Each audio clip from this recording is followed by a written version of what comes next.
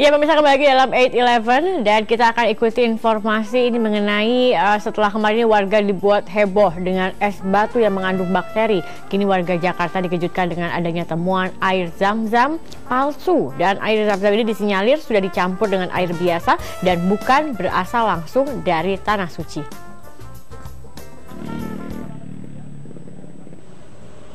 Oleh-oleh khas tanah suci seperti air zam-zam kini mudah didapat di Indonesia. Salah satunya di Pasar Tanah Abang, Jakarta Pusat yang menjadi sentra penjualan oleh-oleh khas tanah suci. Sehingga warga tidak harus repot membawa air zam-zam langsung dari tanah suci untuk dijadikan sebagai buah tangan usai melaksanakan ibadah umroh atau haji. Namun kini warga haruslah berhati-hati jika akan membeli air zam-zam di pasar. Pasalnya saat ini banyak air zam-zam palsu beredar di pasaran. Sebagian para pedagang air zam-zam di Pasar Tanah Abang kini mulai merasa khawatir akibat maraknya air zam-zam palsu akan mempengaruhi penjualannya. Hasim, salah seorang pedagang oleh-oleh khas tanah suci, mengaku air zam-zam yang dijualnya asli. Hashim meminta kepolisian menindak tegas para pelaku pemalsu air zam-zam. Kalau dibedain sebenarnya sih yang paling pasti itu dirasa. Kalau zam-zam asli itu kan antak dia, beda sama air sini. Kalau zam-zam asli ya antak itu beda, kayak payau lah, gitu. Kalau barang yang kalau lihat luar kan orang kalau beli nggak nyobain. Orang kan kalau beli nggak nyobain. Biasanya dilihat dari label atasnya ini. Dari label atasnya. Iya, ini tulisan zam-zam. Terus ininya juga. Tutupan gitu ya. Iya, disegel masih. Gitu. Itu biasa kalau ya. Beberapa warga yang akan membeli oleh-oleh khas tanah suci pun mengaku sudah mengetahui mengenai maraknya air zam-zam palsu.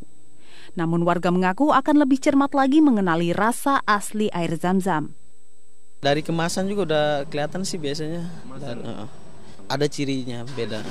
Dari ini juga sih dari kardus sama dari galon sama tutupnya. Mungkin dari labelnya, terus dari galon-galonnya, dari bungkusannya. Terus biasanya kan juga dari rasa juga. Iya. Ya kalau rasa zam-zam kan dia lebih tawar gitu kan. Terus dari kebeningannya juga, misalkan zam-zam juga dia nggak terlalu cepat berlumut. Sebelumnya Rabu malam, Polisi Resort Jakarta Pusat menggerebek 2 pabrik pengolahan air zam-zam palsu di 2 wilayah ibu kota Jakarta yang berbeda. Pertama di wilayah Kramat Jati, Jakarta Timur, dan kedua di wilayah Kembangan, Jakarta Barat. Selain mengamankan pemilik pabrik, polisi menyita puluhan jerigen air zam-zam palsu yang telah diisi dengan air mineral. Dari Jakarta, Marvin Sulistyo, Azizul Hakim, Metro TV.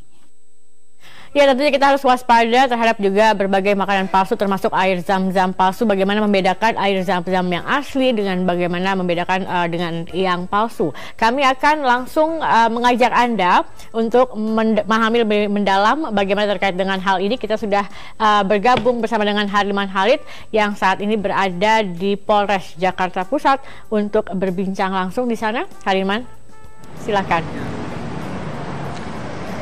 Baik, terima kasih Zakia. Memang saat ini saya berada di markas Polres Jakarta Pusat. Di sini Polres Jakarta Pusat memang sedang menggelar barang bukti air zam-zam palsu yang kemarin berhasil disita dari 3 tempat ataupun wilayah yang berbeda di DKI Jakarta. Memang awalnya kasus ini terungkap dari hasil penggerebekan di wilayah Jakarta Pusat. Kemudian polisi mengembangkan kasus ini hingga terungkap ada industri rumahan ataupun pabrik pembuatan air zam-zam palsu di daerah Srengseng, Jakarta Barat, dan juga di Kramat Jati, Jakarta Timur. Jadi memang masyarakat memang harus waspada karena secara kasat mata memang ini hampir mirip dan menyerupai air zam-zam kemasan yang asli, baik itu dari warnanya, baik itu dari labelnya pun maupun dari kemasannya, ini menyerupai air zam-zam yang asli. Nah, sekarang saya akan berbincang dengan Kasat Reskrim Jakarta Pusat AKBP Tatan Dirsan yang kemarin memimpin langsung operasi penggerebekan di 3 wilayah tersebut. Selamat pagi menjelang siang Pak Tatan, apa kabar? Baik, terima kasih. Pak Tatan, ini bisa diceritakan nggak sedikit kronologinya bagaimana kasus ini bisa terungkap, bagaimana awalnya kasus ini bisa terkuak ke permukaan? Ya, jadi awal mulanya kami mendapat laporan dari masyarakat bahwa ada beberapa tempat di Pasar Tanah Abang yang menjual diduga air jam-jam palsu.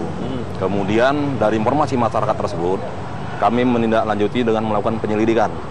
Lebih kurang 2 minggu, anggota saya terjunkan di wilayah tersebut, bekerja sama dengan masyarakat. Kemudian didapatlah informasi, memang ada beberapa masyarakat yang memang sudah mengendus, mengendus praktek penjualan air jam-jam tersebut. Kemudian berangkat dari situ, kami melakukan penyelidikan dan kami pastikan bahwa itu ternyata benar, kami lakukan penindakan. Kemudian pada tanggal 1 kemarin kami lakukan penindakan, tepatnya pukul 13.00 dari toko Rizky. Kemudian dari toko Rizky tersebut mengembang ke wilayah Srengseng. Ke wilayah Srengseng, Jakarta Barat. Di sana kami temukan satu kontrakan yang digunakan atau dipergunakan untuk mengganti atau memindahkan dari botol aqua, galon aqua ke dalam kemasan-kemasan yang sudah diberi label air jam-jam dalam ukuran 340 mili, kemudian ukuran 1 liter, termasuk ukuran 5 liter. Dengan harga yang variatif pada saat mereka jual di pasaran. Kemudian bergeser dari Srengseng, kami kembangkan ke arah Jakarta Timur. Jakarta Timur, tepatnya di wilayah Kramajati. Di sana kami amankan beberapa kemasan, sekitar 200 lebih, kemasan yang ukuran 5 kilo, itu sudah terisi, siap edar. Kemudian kami temukan juga minyak zaitun. Minyak zaitun, dalam kemasan minyak zaitun, tapi ternyata itu isinya minyak Pilma. Karena minyak Pilma saya temukan ada 200 kantung ukuran 1 kilo. Bisa dilihat Pak secara lebih detail apa saja kemarin yang berhasil disita oleh petugas. Ini misalnya, ini ya Pak ya? Ini ukuran 5 kilo. Palsu, ya? Ini ukuran 5 kilo. Jadi ini sebenarnya isinya air mineral biasa. Air mineral biasa. Disalin ke kemasan menyerupai air kemasan zam-zam yang asli. Betul. Labelnya pun dibuat seperti label yang asli, lalu kemudian dipasarkan gitu. Benar. Dianggap sebagai air zam-zam asli dari Tanah Suci, dari Arab. Mekah, Lalu apalagi Pak yang berhasil disita kemarin? Air jam-jam ya. Ini botol aqua. Yang mereka pindahkan ke dalam ukuran yang 5 kilo, dia ada yang ukuran bulat, ada yang ukurannya seperti jerigen, kemudian yang ukuran 1 kilo seperti ini, kemudian yang ukuran 304 mili, 330 mili seperti ini. Harganya variatif Mas. Lalu ada madu juga ya Pak di sini? Jadi madu, informasi yang kami dapat dari tersangka, jadi madu ini madu lokal, dipindahkan ke dalam bentuk kemasan seperti ini dan diberi label. Diberi label, kemudian mereka membeli dengan harga Rp30.000, kemudian dipasarkan dengan harga Rp40.000. Nah, jadi ini memang madu benar, tapi ini ada campurannya lagi ataukah murni ini madu lokal murni, saja? Tapi madu lokal. Lalu ada minyak ya Pak ya? Ini minyak zaitun, labelnya, tapi isinya Pilma. Isinya Pilma. Biasa. Jadi saya menyita kardus Pilma ini lebih kurang 200 kemasan ukuran 1 kilo. Gitu, Mas. Yang jadi diduga akan diisi ataupun disalin ke kemasan yang mirip dengan minyak zaitun dari Arab Saudi ya Pak ya? Baik. Tadi kan dari 3 wilayah Pak Tatan ya, dari Jakarta Barat, Jakarta Pusat, dan juga Jakarta Timur. Apakah memang ada potensi ini juga menyebar ke daerah lain, mungkin dari luar Jakarta, Jabodetabek, ataupun luar Pulau Jawa? Ya, potensinya saya yakin ada. Karena kita ketahui Pasar Tanah Abang adalah pusat oleh-oleh dari Tanah Suci Mekah. Ya kan, kami melalui media juga menghimbau berhati-hati untuk membeli oleh-oleh dari Arab Saudi, khususnya berkaitan dengan air jam-jam. Kami sudah melakukan sosialisasi terhadap masyarakat, khususnya yang pengecer. Mereka mengambil dalam jumlah mungkin katakanlah 1 dus atau 2 dus atau mungkin 20 dus yang mereka ecer di Pasar Tanah Abang. Kami akan menentukan waktu untuk melakukan penyitaan. Yang sebelumnya kami himbau bahwa barang tersebut adalah palsu, peracik atau mungkin yang memproduksi sudah kami lakukan tindakan kepolisian. Jadi dalam waktu dekat kami akan melakukan pendekatan kepada masyarakat yang melakukan penjualan secara ecer. Pabrik ataupun industri yang rumahan yang di Srengseng maupun di Kramat Jati ini sebenarnya ada izin usahanya? Tidak ada. Untuk sementara kami ketahui tidak ada. Ya, dari keterangan para saksi, kemudian dokumen-dokumen yang ada juga tidak ada. Jadi sifatnya itu rumahan, kalau yang di Serengseng itu kontrakan, namun dalam bentuk rolling door. Jadi untuk mobil, dalam mobil kecil pick up itu bisa masuk ke dalam. Termasuk juga yang di Keramajati.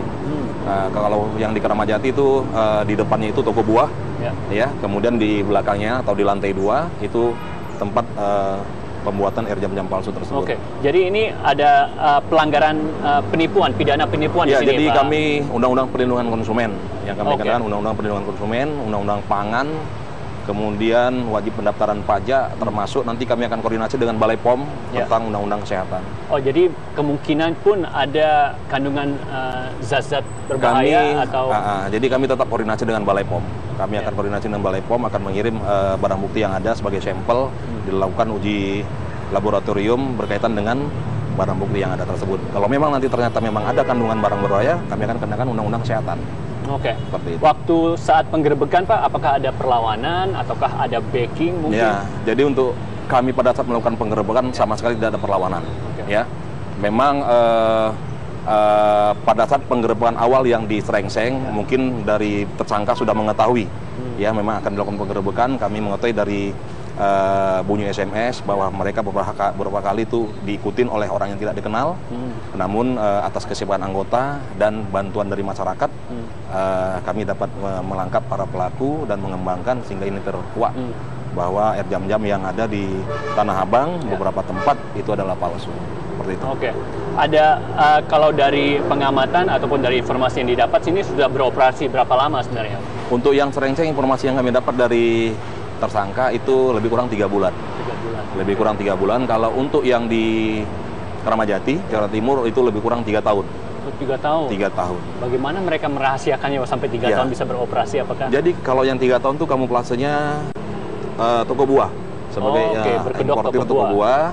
Kemudian tadi sudah saya sampaikan, jadi ada garasi yang luas untuk bisa masuk mobil ke dalam. Jadi seolah-olah itu adalah memang importir buah atau mungkin agen penjualan buah. Baik, Pak Tatan, kita akan jeda dulu. Nanti kita akan lanjutkan dialognya. Saya mau tanyakan juga apakah ini jenis kejahatan yang cukup baru di Jakarta atau tidak. Nanti kita akan bahas nanti setelah jeda berikut ini. Tetaplah bersama kami pemirsa di 811.